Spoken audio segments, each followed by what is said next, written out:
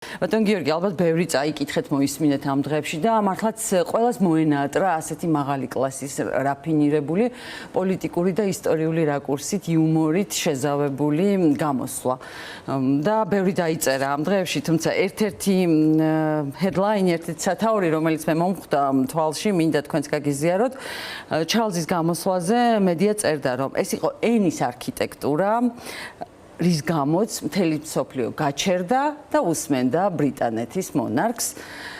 Თქვენ შთაბეჭდილება დაგრჩათ, რამდენად მოახერხებს ის, რომ ამ სარის კომისიიდან შედეგი მიიღოს, იმიტომ რომ ტრამპი მეორე დღესვე ისევ თავის ძველი სტილის პოლიტიკის შესახებ საუბრობდა და თავის გზავნილებზე ლაპარაკობდა იმის მიუხედავად, რომ ამბობდა, რომ ინგლისის მეფე გენიალური ადამიანია.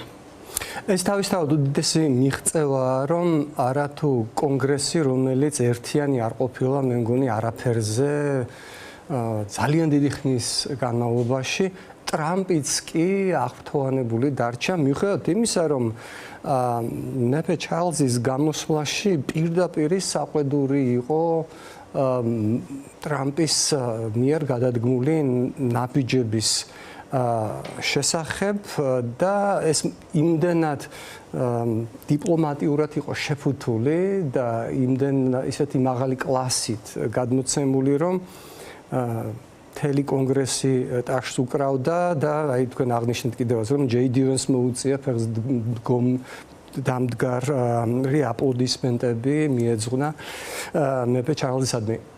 თანაც უკრაინის მომენტში, თორემ სხვა ადგილებზე ჩვენ ხედავდით, რომ პუბლიკა ტაშს უკრავდა და თითქოს ეს კრიტიკა მათ არ ეხებოდათ. არადა ჩარლზი აკრიტიკებდა ზუსტად ამერიკულ პოლიტიკას, რომლის მონაწილე მარტო ტრამპი არ არის, ხო?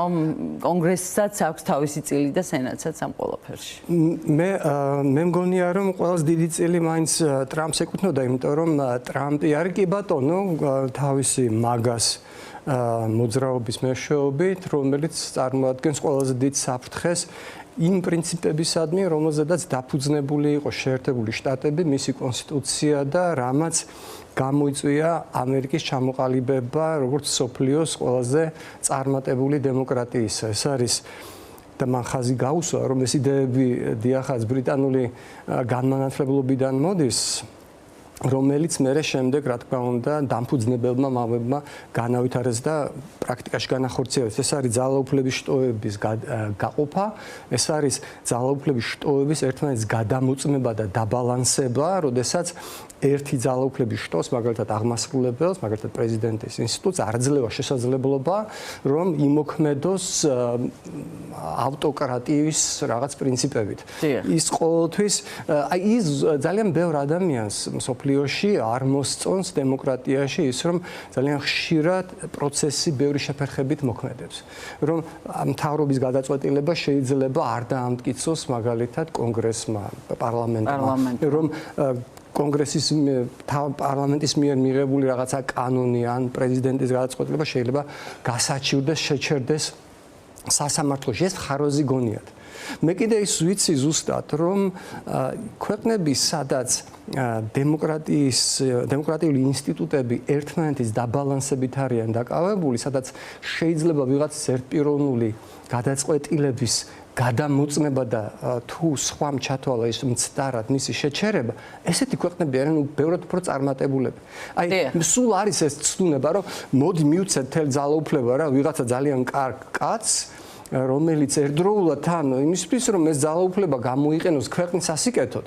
ხო, ის ერთდროულად უნდა იყოს პატრიოტი, მცოდნე, უნარიანი და ისეთი უნარი უნდა ქონდეს, რომ ხელისუფლების სათავეში მოხვდეს და ხელისუფლების სათავეში მოხვედრა ყოველთვის არ არის იგივე უნარებზე დამოკიდებული, როგორც ხელისუფლებისა და დემოკრატიული პროცესების გაძღოლა სჭირდება, მაგალითად ეკონომიკის ან დიპლომატიის. ეს სხვადასხვა უნარებია და როდესაც შენ ერთ ადამიანზე ანდებ მთელ ძალაუფლებას, მან შეიძლება ქვეყნის სასიკეთოდ მიიღოს ეფექტური გადაწყვეტილება, ქვეყნის დამანგრეველი გადაწყვეტილება ზუსტად ესეთივე ეფექტურობით შეიძლება მიიღოს, როდესაც ვერავინ ვერ შეძლებს მისთვის სიტყვის შებედვას.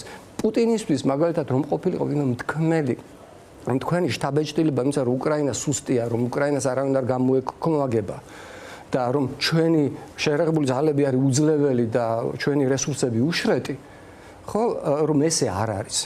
შეიძლება ეს გადაწყვეტილება არ მიიღო 2022 წელს და უამრავი მსგავსი ამბავი. მოკლედ, რომ დაუბრუნდეთ ჩარლზის გამოსვლაში იყო მათ შორის აი ამ საკითხზე ძალაუფლების შტოების განაწილებაზე და იმ საკონსტიტუციო პრინციპებზე, რომელმაც ამერიკა აქცია ყველაზე დიდ და ძლიერ სახელმწიფოდ ტრანსატლანტიკურ ურთიერთობაზე და ნატოს მნიშვნელობაზე, რომელზედაც ტრამპს აქვს ესეთი წარმოდგენა, თითქოს ეს იყო ამერიკის მხრიდან ქველმოქმედება, უფრო მეტიც გადაყრილი, ფუჭად გადაყრილი რესურსი და ტრილიონები დავხარჯეთ, გუშინაც ამას ამბობდა და ნატო ჩვენ არაფერში არ დაგვეხმარა, როცა დაგვჭირდა, არადა მეფე ჩარლზმა ყველაფერი შეახსენა, აი არც ერთი თემა, აი არც ხუმრობით ნათქვამი, არც სერიოზულად ნათქვამი არ გაუტარა მონარქმა. ინგლისური ენიდან დაწყებული, მათ შორის ავღანეთის ოპერაცია და მეხუთე მუხლი და რატომ შეიქმნა ნატო და რომ ის რომ ინგლისს პატივი უნდა სცეს, სწორედ ინგლისის მემკვიდრე როა გარკვეულწილად შეერთებული შტატები 250 წლის კი ხართ, მაგრამ კარგად უთხრა, რომ ეს ჩვენთვის ინგლისისთვის არის გუშინდელი დღე. დიახ და სწორედ ბრიტანული და ზოგადად ევროპული პრინციპებიდან არის ამოზრდილი ის საკონსტიტუციო საფუძველი, რომელიც დამფუძნებელმა მამებმა მისცეს შეერთებულ შტატებს. კიდევ ერთხელ გავიმეორებ, რომ იყო არაჩვეულებრივი კლასით გადმოცემული ხედვა, რომელმაც შეახსენა სულ მცირე კონგრესს. აშკარაა, რომ ტრამპს ეს არ აღუქვია არც კრიტიკად, არც არაფრად. მეორე დღესვე დაუბრუნდა ლანძღვაგინებას და ისეთი მაგალითად გამოაცხადა, რომ გერმანიიდან გამოიყვანს ჯარის ნაწილს, იმიტომ რომ ეგ კანცლერ მერცის რაღაც გამოთქმა არ მოეწონა. ასეთ დონეზე ასეთი გადაწყვეტილებების მიღება უბრალოდ არ შეეფერება ამ კლასის და ამ მნიშვნელობის სახელმწიფოს. მაგრამ კონგრესმა ეს ყველაფერი აღიქვა ბრწყინვალედ და ჩემის აზრით ეს ბევრად უფრო მნიშვნელოვანია. რატო შეძლებს ახლა კონგრესი, რომელიც ამ ეტაპზე წინააღმდეგობას ვერ უწევს ტრამპს, რომ რაიმე ტიპის გავლენა იქონიოს ამ პროცესზე, მინიმუმ იმაზე, რომ ჩრდილოეთ ტრანსატლანტიკური ერთობას ინგრევა ჩვენს თვალწინ ხედავთ ამას, ხო 5000 ჯარისკაცი და თქვა, რომ ესპანეთიდან და იტალიიდანაც გავიყვან ჯარებს და რაში მჭირდება ნატო.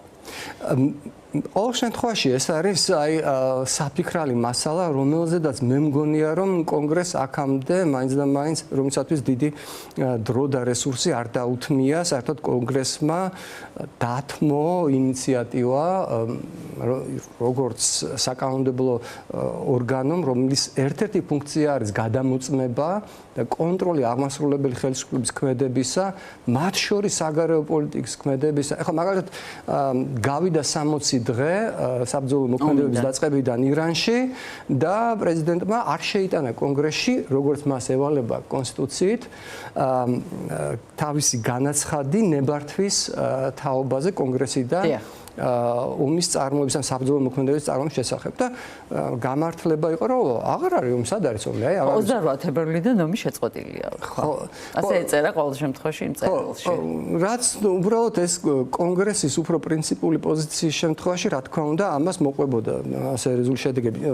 ასობით მილიარდი დოლარია დახარჯული და ასეთი ხარჯების დამტკიცება კონგრესის პირდაპირი უშუალო პრეროგატივაა. ისევე როგორც ტარიფების, რომელზედაც მოულოდნელად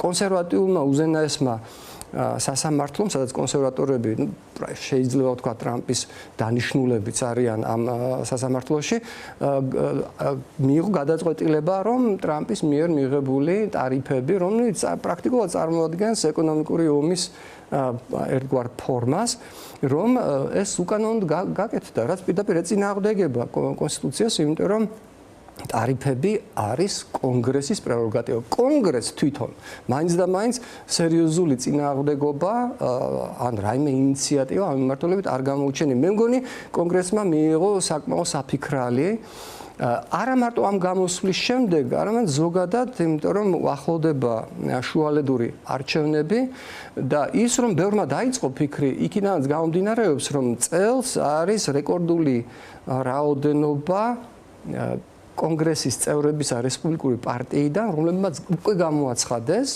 რომ ისინი არ აპირებენ კენჭის ყრას, ანუ თავიანთი ვადის გაგრძელებას. რას უნდა ნიშნავდეს ის რომ მათ ესმით რომ ძალიან დიდი ალბათობით მათ ამის შანსი ახლიდან არჩევის შანსი არ აქვს ყოველთვის თვითონ ასეთ თვლიან ეს არის მარტივი მათემატიკის საკითხი არასოდეს ისტორიაში არ ყოფილა ამდენი კონგრესმენი მმართველი პარტიიდან და მმართველი პარტიიდან არჩევა ზოგჯერ უფრო ადვილია ხოლმე თუ კატასტროფული ან ძალიან ცუდი მხარდაჭერის დონე არ აქვს ამ პარტიის ლიდერს ამ შემთხვევაში პრეზიდენტს ასე რომ განსაკუთრებით რესპუბლიკურ პარტიას აქვს ბევრი საფიქრალი რამდენად იყოს მიბმული ტრამპზე და ისინი ვინც თვლიან რომ მათ ძალიან დაბალი შანსი აქვს ახლიდან გამარჯვების, როგორც გითხარით, დღეს წელს ყველაზე დიდი რაოდენობით აღარ აპირებენ კეჭის კრას.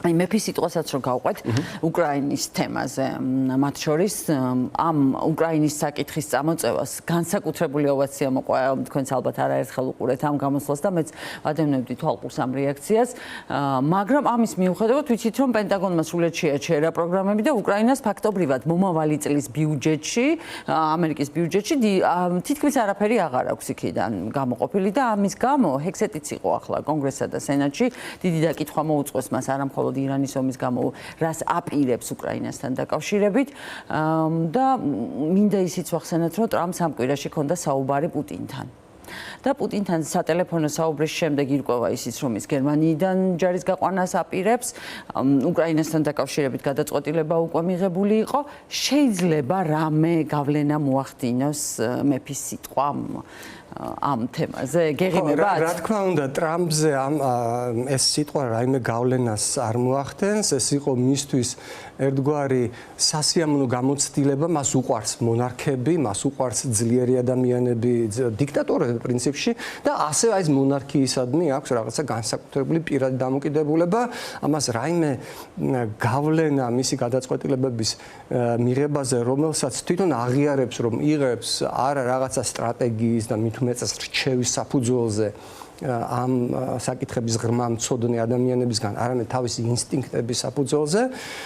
რა თქმა უნდა, მე ამას არ ველი, მაგრამ მთელი პრობლემა იმაში მგონია, რომ შეერთებული შტატების ტრადიციებისგან რადიკალურად განსხვავებული ქცევის მოდელს ხედავთ, იმიტომ რომ აი როდესაც შეერთებული შტატები პირველად ჩაება დიდ საერთაშორისო კონფლიქტში პირველ მსოფლიო ომში, იქიდან მოყოლებული. ამერიკელი ხალხი ყოველთვის წინააღმდეგი იყო თავიანთი ბიჭების, შვილების, ჯარისკაცების გაგზავნისა სადღაც სხვაგან, მაგრამ ეს არერჯერ მოუწიათ და უფრო ადვილი იყო ყოველთვის ამერიკელი ამომრჩევლის დარწმუნება, რომ ამერიკელი ჯარისკაცები მიდიან ვიღაცის დასახმარებლად რაღაცა სამართლიან ომში იმის ნაცვლად რომ აიცით აი ჩვენ სამხედრო კამპანია გვჭირდება ვიღაცისთვის ნავთობის წასართმევად ვიღაცისგან რაღაცა ხეირის მისაღებად და ასე შემდეგ. ანუ თითქოს ეს არაულოგიკოა, როდესაც ამბობ რომ შეერთებული შტატების საგარეო პოლიტიკაში ძალის გამოყენება უფრო ნაკლებად ემსახურებოდა ეროვნულ ინტერესს, რაღაც მატერიალურ პრაქტიკულ ინტერესს, ვიდრე სამართლიანობის ზოგად წარმოდგენას, მაგრამ ამერიკული საზოგადოება ყოველთვის ასე იყო განწყობილი. მე არ ვამბობ, რომ ამერიკას არ უწარმოებია, არ გამოუყენებია ძალა ეროვნული ინტერესის მისაღწევად. ბევრჯერ გაუკეთებია, ზოგჯერ არ ბელგრადიდან დაწყებული ერაყით და ავღანეთით და უამრავი კრიტიკოსი ყავს ამას, მაგრამ სოფლიო ისტორიაში ალბათ არ მოიძებნება ისეთი იმპერია და იმპერია უკვე თავად ცუდ სიტყვას ცუდ გაგებასაც მოიცავს თავის თავში, მაგრამ არ ყოფილა ისეთი იმპერია, რომელსაც ჰქონდა უნარი მთელი კონტინენტი აეთვისებინა, დაეპყრო და ეს არ გაუკეთებია. მე შეგახსენებთ, რომ ჯერ კიდევ მე-19 საუკუნის დასაწყისში, როდესაც ლათინო ამერიკულმა ქვეყნებმა დაიწყეს დამოუკიდებლობის გამოცხადება, რომ არა შეერთებული შტატები ეს სუსტი მინი სახელმწიფოები ან ნახევარ სახელმწიფოები ყოფილი ესპანური, პორტუგალიური კოლონიები ათვისებული იქნებოდნენ მზარდი ბრიტანული და ფრანგული იმპერიების მიერ ან თავად ამერიკის შეერთებული შტატების მიერ. მათი არსებობა გამოხატავს არის შედეგი იმისა, რომ შეერთებული შტატებს ჰქონდა განსხვავებული პრინციპები. ეს ერთი. მეორე, კაცობრიობის ისტორიაში არც ერთ იმპერიას ან არც ერთ დიდ სახელმწიფოს არ დაუხარჯავს რესურსის ხვების დასახმარებლად ეკონომიკურად, ფინანსურად თუ ტექნიკურად, რამდენიც დახარჯა შეერთებულმა შტატებმა და აქაც არსებობს რა თქმა უნდა საპირისპირო და ეგენი ყოველთვის რაღაცა ქვენა აზრით აკეთებდნენ ამას, რაღაცა საკუთარი ინტერესებისთვის ებრძოდნენ ებოლას თუ შიდს თუ შიმშილს აფრიკაში რაღაცა ქონდა ჩაფიქრებული. და ვინ აკავებდა ან საბჭოთა კავშირს, ან ჩინეთს, ან რომელიმე სხვა სახელმწიფოს, რომ გამოეცხადებინათ, რომ აი ალტრუისტური მოსაზრებებით ეხმარებიან მოშიმშილე ეთიოპიას თუ სხვადასხვა ქვეყნებს, ან მართლა იმხელა წვლილი შეეტანათ დაავადებების თუ სხვადასხვა უბედურებების სტიქიური უბედურებების შედეგებთან ბრძოლაში.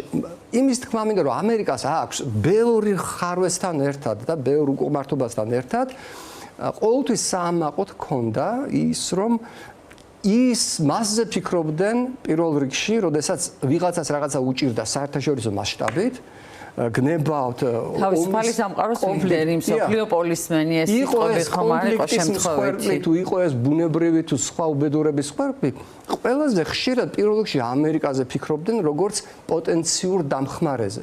დღეს სამწუხარო და ტრაგიკულად ტრამპის ამერიკას ასე აღარ ყურებენ და სამწუხაროდ ეს ყველაზე მეტად და ყველაზე ნათლად გამოიხატება ევროპელების დამოკიდებულებაში, რომლებსაც ტრამპი სრულად უსამართლოდ და სრულად უადგილოდ ასე იგი ადანაშაულებს ერთგულებაზე, ასე ვთქვათ, უარის თქმაზე.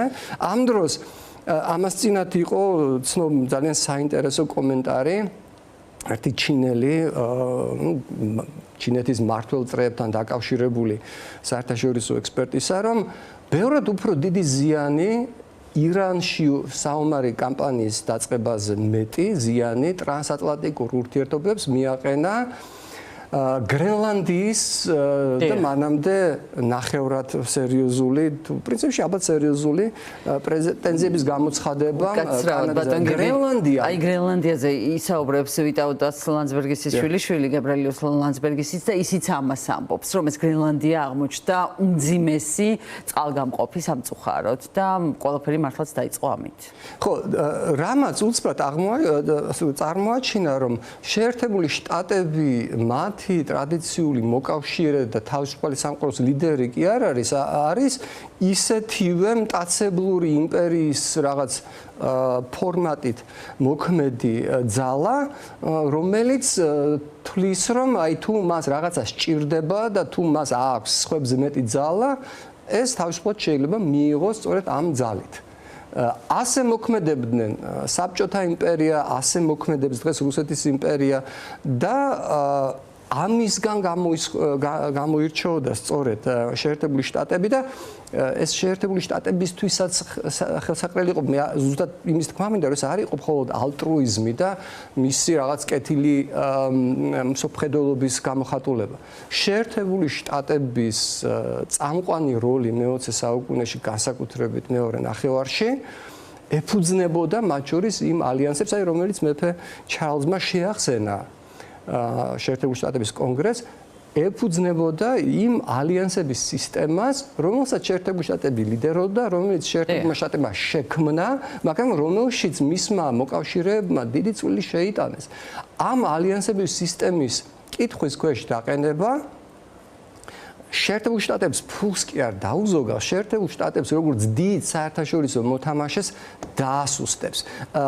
მე არაერთხელ შემხვედრია და ეს არ იყო რაღაცა ლიბერალური მემარცხენე განწყობების ანალიტიკოსების მხრიდან. არაერთხელ შემხვედრია ესეთი headline განაცხადი, რომ ეს არის სუპერ სახელმწიფოს თვითმკვლელობა. თუ პრეზიდენტ ტრამპის ქმედებები გაგრძელდა ამ ლოგიკით და თუ მას დასცალდა, შეიძლება მისი პრეზიდენტობის ბოლოსკენ შეერთებული შტატები ჩამოქვეითდეს თავის რანგში როგორც ერთადერთი სუპერ სახელმწიფო.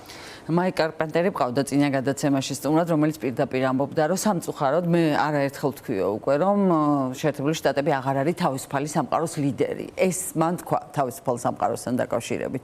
მაგრამ მე მინდა პარალელებზე, როდესაც ლაპარაკობდით ელიზაბეთ მეორე და მეფე ჩარლზი, მაშინაც ელიზაბეთ მეორე 35 წლის წინ საუბრობდა იმაზე, რომ საბჭოთა კავშირის დაანგრევა რას მოიტანს, რამდენი დიდი გამოწვევა იყო მაშინდელი საბჭოთა იმპერია ამერიკისთვის. აი დღეს ტრამპი როგორ უყურებს რუსეთს და ეს არის ერთ-ერთი ყველაზე მთავარი და პრობლემატური საკითხი, იმიტომ რომ შემთხვევით არ ვახსენე წეღან რომ ის დიდხანს ელაპარაკა ვლადიმერ პუტინს და ამის შემდეგ მიიღო გადაწყვეტილებები და უკრაინაში რასაც უყურებთ, ხშირად რომ აცხადებს, რომ გუშინაც თქვა რომ დიდი ოკეანეა ჩვენ შორის. როდესაც ირანზე ლაპარაკობს, მაშინ ოკეანე არ ახსენდება მაგალითად, მარტო უკრაინასთან დაკავშირებით ახსენდება. აი ის იქნება თუ არა ლიდერი და როგორ პოზიციას აირჩევს, აი რუსეთთან დამოკიდებულებაც ხომ არ განსაზღვრავს ამას და დიდწილად გავლენას ხომ არ ახდენს სწორედ ტრამპის პრეფერენციებზე.